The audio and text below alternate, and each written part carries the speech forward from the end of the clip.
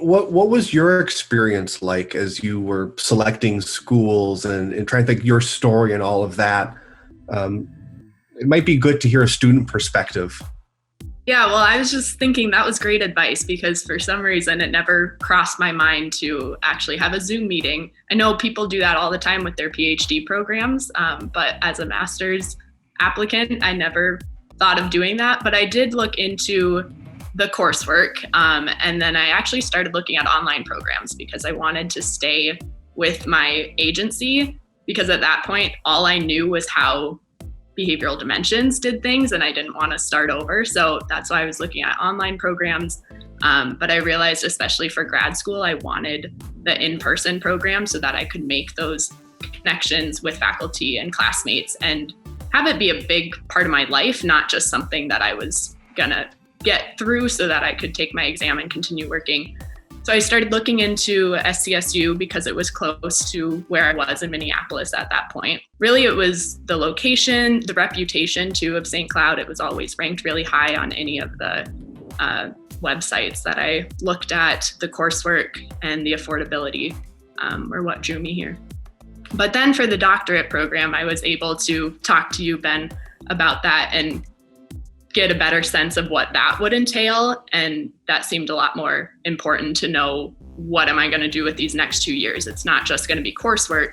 It would be the rotations. And every single question I asked, it seemed like the perfect answer. And so it just was a feeling right away that it was going to be a perfect fit for me and that I should apply for it. So yeah, but I mean, it almost comes up as another misconception that the doctorate is more important than the master's. True. Very right? true. But any of these decisions are life-changing decisions, right? Where you go to school sets the tone till the day you die, right? I mean, this is the rest of your life hinges on that decision. I think when I was applying for the master's program, I didn't know what I didn't know. I didn't know what to look into. And after that first semester, I knew exactly what I wanted. Well, not for sure, but I knew some of the elements of what I would want if I were to continue school for a couple more years, making sure that I was still on track to get my master's and take the BCBA exam on time, and then patients and getting more of that experience and the learning the responsibilities of the clinical director and stuff like that was really important to me. So I think I just, in that first semester, learned more what path I wanted to go down and what I still needed to learn to do that. Kate, you bring up some really important points about choosing a school and choosing a program, not only based on the academics, but also the fit for your lifestyle, the fit for what you're able to commit. And there are master's programs that are full-time, that are 2 academic semesters and a summer, and are going to give you much more of that intensive academic experience. And if that's what you're looking for,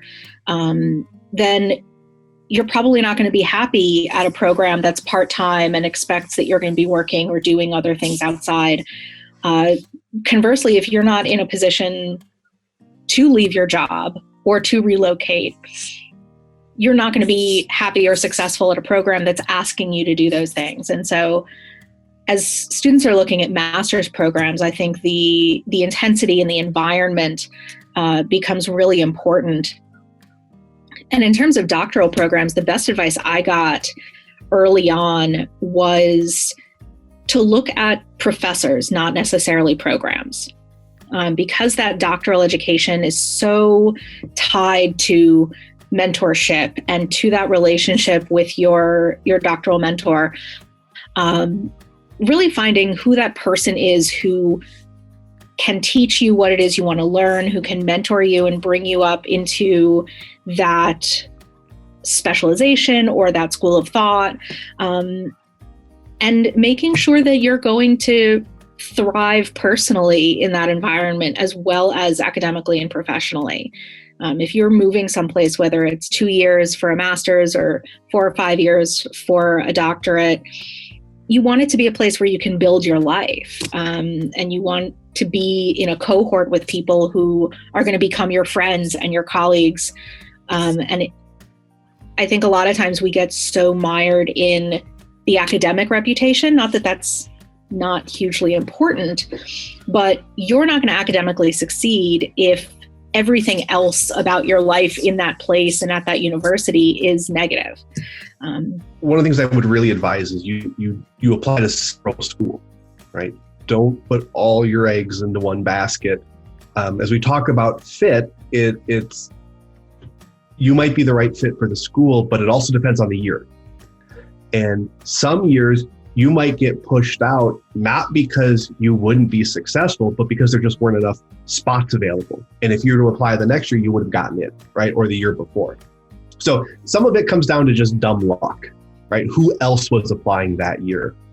So I have backup plans, right? You've got your dream schools. You've got your these are really good schools. And for some people, it's like, I just need to graduate. And these are the schools I know I can get in. I'm always weary of a student or an applicant who says, you're the only place I applied to. And I wonder, did you really do your work? Because I like to think we're a great program. I like to think we're the best program. But there are other really good programs out there, and do your homework. You don't offend me by saying I've applied to 7 other places. That just means you did your work. Going back to the personal statements here, again, I want to talk a little bit more about maybe some elements of that to help put those together, because it is such an important element of your application packet. You want to make sure that in your personal statement you stand out, but don't be dramatic, right? In how you do that. Try to avoid cliches, avoid poor writing, right? Spell check. Have someone else read over it. Just this is like your best impression of yourself. Make sure your grammar is good. Okay. Some people look for these. Can I say something on that? Please. Sorry.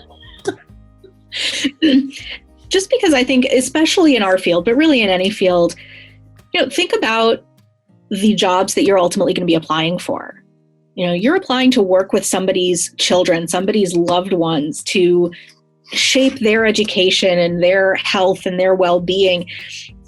If you can't spell check your work or double check and make sure that you changed the name of the university before you copy and paste that letter to your next application, that makes us wonder how careful you are in other aspects of your work. I think that's the single best way to really set yourself apart, is to do your due diligence on the simple things. And again, sorry, it was just a peeve of mine. Yeah, none of it's a deal. I'm sorry, Sean, I didn't mean to cut you off. Well, I was just going to add, from an employment perspective and from the perspective of a program, graduate school is hard. And the Bureau of Labor Statistics and Department of Ed, I can't remember the exact number. It's either 11 or 13% of the American population has a master's degree or higher. So it's called master's because you're mastering that discipline and craft. So it's going to be hard. And so as you're crafting your statement of intent, one of the things that we as an institution and our faculty reviewers are doing is, based on the aggregation of these materials, they're taking a measured risk on investing time and institutional resources in you. You're taking that measured risk in investing those resources in us.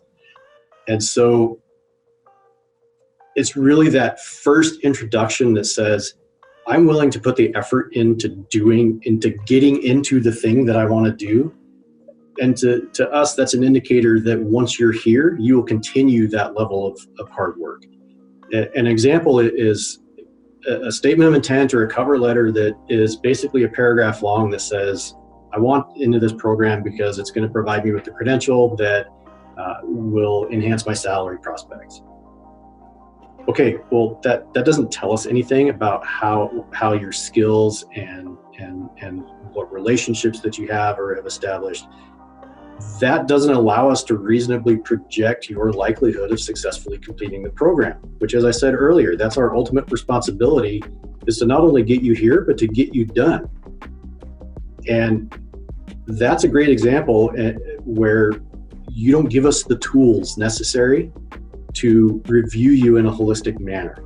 Whereas somebody that clearly puts a ton of time and effort into customizing that statement of intent is a very clear, even if they don't necessarily have the skills or the credentials or the coursework in their past that might be required, it helps them tell that story of how they've developed the passion for their field and how the institution and how the program will benefit them in the long run. Also acknowledging their own strengths and weaknesses to say, this is what I'm bringing to you, but this is what I also expect in return.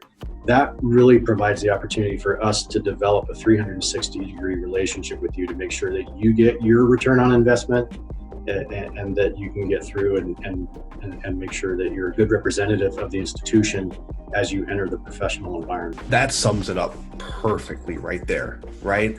The thing is, like, if I get a generic statement and you talk nothing about my program, I'm going to assume you did no research. Yeah. Right. And as Michelle was saying earlier, if I can't trust you to do the research on the thing that will change the rest of your life, how can I trust you to do the research when you've got a client who's struggling and you need to learn a new technique? It's all indicative of future success. Again, now this is about the point where if I'm having this conversation with a student or people who just sent out their applications, their heart is beating and they're thinking of all the things they did and all the mistakes they made and I did this and that and now everything's ruined and I'm not. I think that really speaks to the nature of this field and that it's redemptive if you are working with the right people, right? Oh no, certainly. Yeah.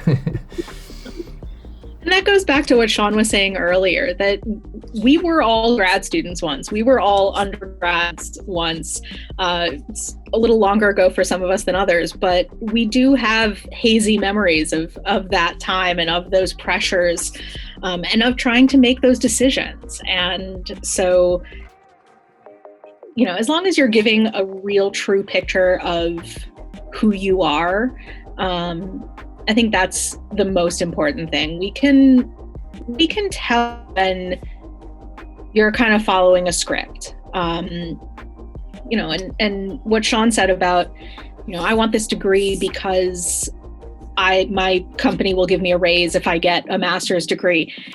It doesn't really tell us about your passion for behavior analysis. It doesn't tell us about your passion for the work, but we're also realists. And I think it's fine to say, I've maxed out where I am at my current level of education, and I want to move forward in my career, and I want to move up in my company, and this is going to help me do that. There's nothing wrong with being honest about all of the factors that play into it. You don't have to hide those things. We know that you'll get a better paycheck with a master's degree than with a bachelor's degree. You might get a Google it better and find out paycheck than we exactly do what that premium with your is. master's degree. Yeah.